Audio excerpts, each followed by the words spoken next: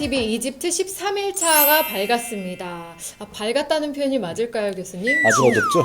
지난 계속 등산을 이제 해야 되잖아요. 네네네. 이제 저희가 숙소에서 1시 반에 잠을 깨서 네. 등반을 하려고 하는데 어디로 가게 되나요? 자, 신해산 등반이니까요. 저희들이 차를 타고 한 20분에서 30분 정도 이동해서 성 캐서린 수도원까지 이동을 해야 됩니다. 자, 참고로 신해산의 높이는 2285m거든요. 네. 자, 2285m면은 한라산보다 높을까요? 낮을까요? 그렇죠. 높죠. 알고 계시나요? 네. 한라산이 1950m 정도 되잖아요. 자, 그러니까 한라산보다 대략적으로 300m 정도 더 높은 그 산이죠. 그래서 굉장히 높은 산이에요. 높은 산인데, 근데 다행스럽게 버스가 해발 1,500m까지는 올라가는 거예요. 오, 다행이네요. 1,500m까지 그 길이 잘 닦여 있어가지고선 거기에 딱 내리게 되면 그 앞에 캐서린 수도원이 있거든요. 캐서린 수도원에도 성경과 관련되어진 굉장히 많은 유적들이 있어요. 오. 근데 여기는 아직까지 그 9시가 돼야 문을 여는데 우리 새벽 2시잖아요. 네. 그러니까 당연히 문 안 열고 우리 수도사님들 다 주무시고 계세요.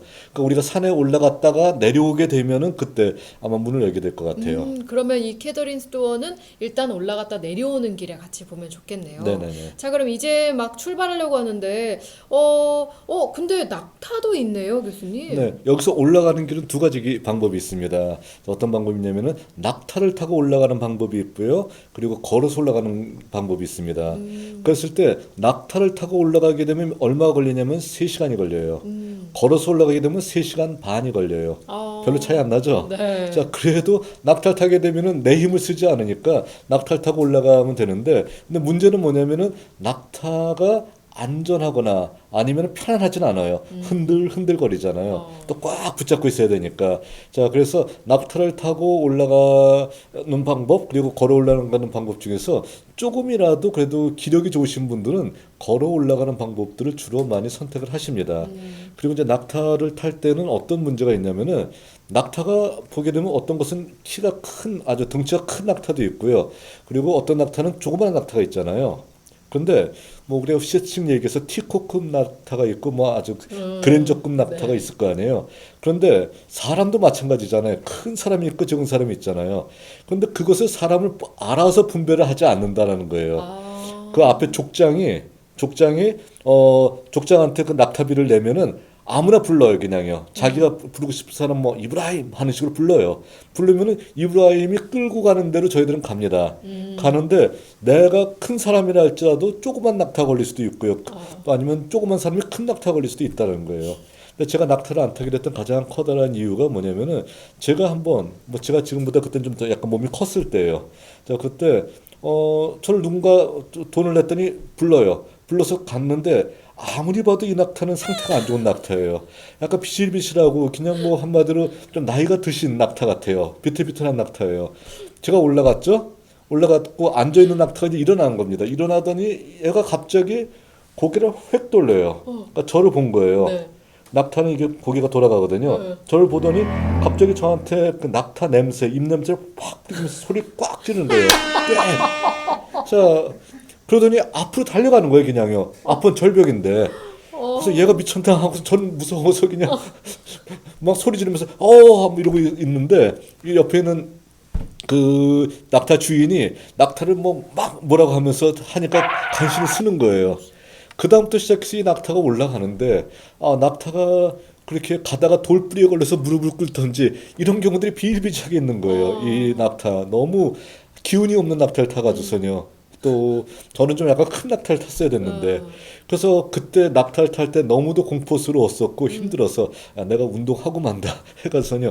그때로부터 시작해서 한 6개월 동안 열심히 운동한 다음에 6개월 뒤에 다시 이집트에 왔었을 때는 저 걸어서 올라갔었던 어떤 기억이 있습니다. 우리 성화영님 말씀하시니까 그 낙타의 원망과 그분들의 원망이 여기까지 막 들려오는 것 같네요. 네, 이렇게 재밌는 이야기도 한번 함께 들어봤습니다. 자, 그러면 교수님 올라가는 길에도 다른 유적들이 있다고 들었어요. 자, 올라갈 때는 저희들이 올라가는 시간이 2시 반이잖아요. 네. 그러니까 아무것도 보이지 않아요.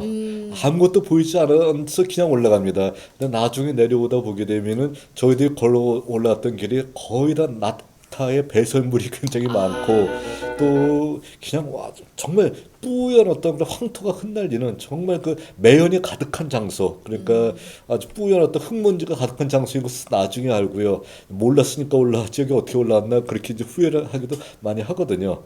자 어쨌든 여기를 이제 쭉 올라갈 때는 모르는데 내려올 때 다 모든 것을 보게 됩니다. 자 제일 꼭대기까지 올라가요. 제일 꼭대기까지 올라가게 되면은 일단 신해산 하게 되면 우리 누가 떠오르나요? 모세가 떠오르죠. 네. 여기서 이곳에서 하나님 만났잖아요. 자, 그러니까 바로 그 모세를 기리는 모세 기념 교회가 제일 꼭대기에 위치하고 있습니다. 오, 정상에 네네. 딱 위에 딱 보이네요. 멀리서도. 네네네. 그래서 그 모세 기념 교회를 저희들이 가서 그 살펴보고요. 그리고 정상 그 모세 기념교회가 있으면 우리 정상까지 다 왔다라는 것이 확인되잖아요. 네. 그래서 내려옵니다. 내려오는데 모세와 더불어서 또 시내산에 왔던 구약의 인물이 하나 있었었죠. 누구였었나요? 엘리야죠. 그렇죠. 엘리야가 이세벨에게 쫓겨가지고선 자 브에세바까지 내려왔고 브에세바에서 사흘길 광야로 들어가서 로뎀나무가에 누워가지고선 죽기를 바랬었잖아요. 하나님께서 그를 위로하시고 또 먹을 것을 주신 다음에 40주 40일을 걸어가게 해서 하나님의 산 호렙에 이르기로 했는데 그 호렙이 바로 이 시내산이죠. 네. 자 그랬을 때 엘리야를 기념하는 엘리야가 머물렀다라고 하는 엘리야 기념 분지가 있고요. 또 엘리야가 기도했다라고 하는 엘리야 동굴이 이곳에 남아 있습니다. 오, 엘리야 동굴까지. 그리고 또 여기서 더 멋있는 것이 뭐냐면은 저희들이 이곳까지 올라갔으니까 당연히 정상에서 예배드려야 될 거 아니에요. 하나님 그렇죠. 앞에. 네. 모세가 하나님 만난 장소, 엘리야가 하나님 만난 장소이잖아요. 자 그곳에서 이제 예배를 드립니다. 예배를 드리는데 이때는 어떻게 하냐면 저는 떠오르는 태양을 등지고 설교를 합니다. 구약 교수니까 제가 설교할 수밖에 없거든요. 네. 자, 떠오르는 태양을 등지고 설교를 하고요. 이곳에서 모세를 만났던 하나님, 엘리야를 만났던 하나님이 바로 우리에게도 임하셔서 우리와도 만나기를 원하신다 하면서 이런 설교를 하거든요. 네. 자, 그러면은 제가 설교가 절정에 달할 때쯤 항상 뒤에서는 태양이 떠오릅니다. 어허. 태양이 떠오르고 그 멋진 바위들에 태양이 쫙 비치게 됩니다. 와. 그러면 정말 멋있습니다. 네. 정말 멋있고 그리고 이제 그 앞에서 저는 설교를 하고 있고요. 네. 그러면 설교 내용이 뭔지 기억을 하시는지 모르겠지만 제가 평생 설교를 한 다음에 은혜 받았다라는 그런 그 감사 인사를 가장 많이 받았던 장소가 바로 이곳 시내산이어서 설교였었어요. 네. 내려오는데 누구나 붙잡고 어떤 사람 눈물을 흘리면서 목사님 정말 은혜 많이 받았어요. 교수님 정말 은혜 많이 받았어요. 학교에서보다 훨씬 은혜스럽더라고요. 막 이런 소리까지 하면서 자 하는데 이 모든 것이 뭐냐면은 바로 이런 하나님께서 만드신 자연의 효과였었다는 것이죠. 네. 지금 사진을 보니까 일출이 떠오르는 그 안에서 이제 손을 들고 막 축도를 하고 계신 네. 교수님 모습이 뭔가 이것만 봐도 은혜롭네요, 교수님. 네네. 그러니까 이거는 설교를 잘한다 못한다가 아니라 벌써 이곳에서는 누가 설교한다 할지라도 반은 적고 들어갑니다. 네, 저도 가서 이 설교를 꼭 들어보고 싶네요. 하셔야죠, 목사님은요. 네, 그러면 좋겠어요. 저 목사님 가시면 제가 양보해 드릴게요. 와우, 정말요? 네. 꼭 여러분 꼭 기억하고 이거 저장 이거 짤 만들어 주세요. 네.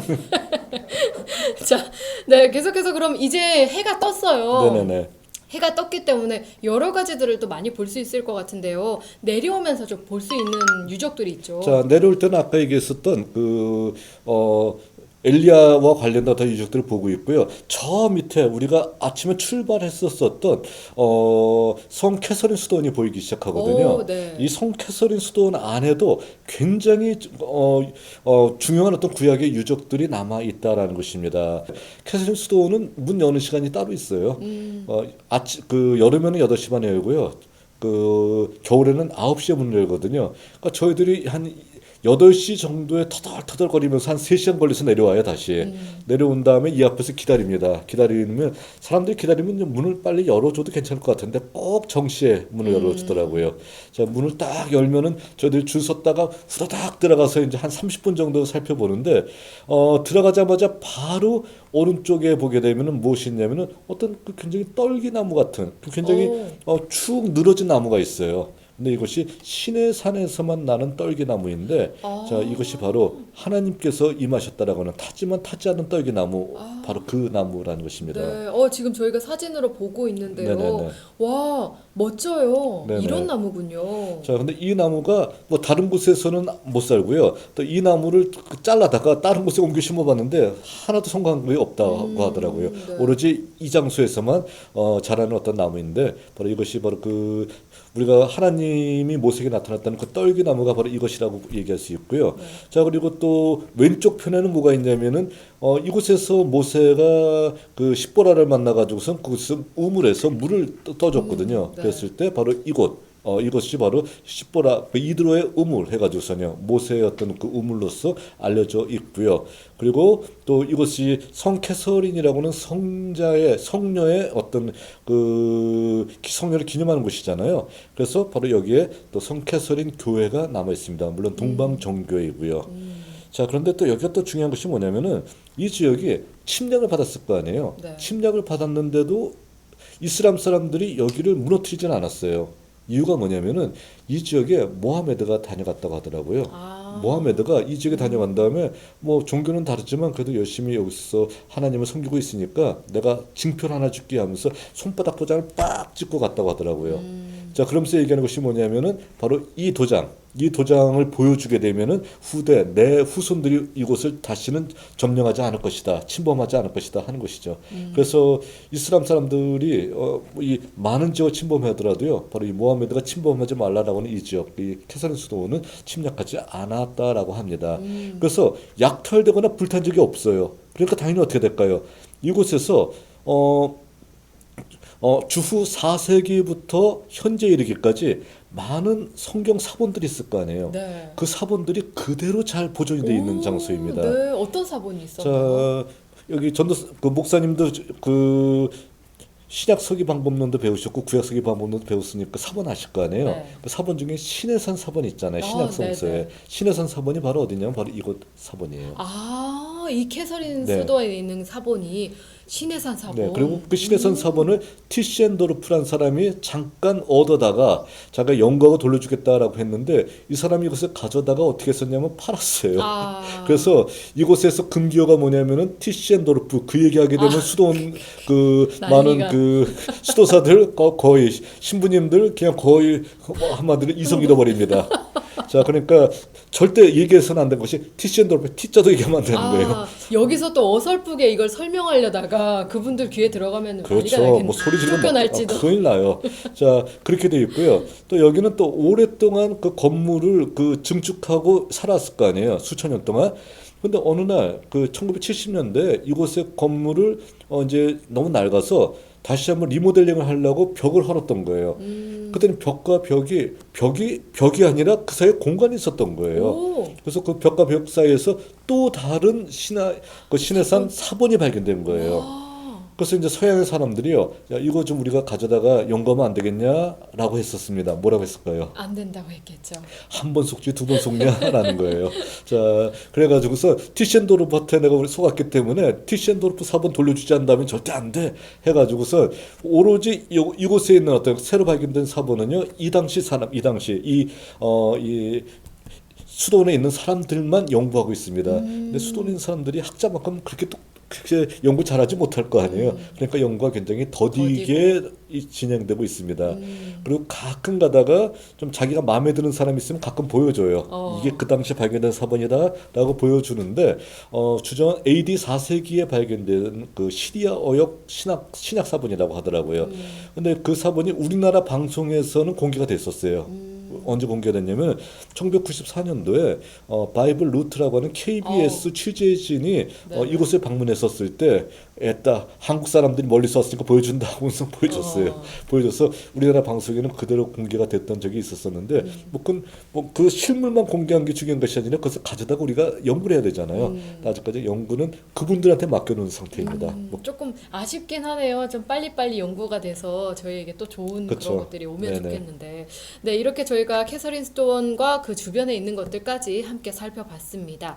자, 이제 신해산을 저희가 올라갔다가 내려왔어요. 아주 은혜로운 시간이었는데요. 다음 시간에는 어디로 가게 될까요? 자, 다음 시간에는 이제 이집트 편을 다시 마무리하면서 저 시내산 얘기를 했었을 때 많은 분들이 궁금해하는 것이 있어요. 시내산이 어디 있어요? 라는 거예요. 우리가 간 시내산이 시내산 맞아요? 라는. 자, 왜 그러냐면 한 10년 전인가 갑자기 어떤 책 때문에 굉장히 시내산이 어디 있는가가 굉장히 많은 사람들이 어떤 궁금증을 자아냈었잖아요. 네. 그래서 그분의 주장은 시내산은 사우디아라비아에 있다라고 주장을 하고 있잖아요. 자, 그럼 그 말이 과연 맞는가라는 것을 저희가 방송을 통해서 한번 검증해 드릴게요. 시내산이 그럼 사우디아라비아에만 있는가 아니면 여러 군데 있는가 했었을 때, 자, 시내산은요 여러 개 있어요. 시내산이라고 주장되는 장소는 여러 개 있습니다. 자, 그 중에서 이제 저희들이 그래도 인정할 만한 곳이 어디 있는가라는 것을 한마디로 해서 가장 쉽게 학문적으로 제가 접근해 드리도록 하겠습니다. 네, 다음 시간에는 시내산이 실제로 어디에 있었는가를 한번 이집트를 정리하면서 볼 수 있겠네요. 이집트 마지막 편까지 여러분 함께 해주실 거죠? 그럼 다음 시간에 만나요. 안녕.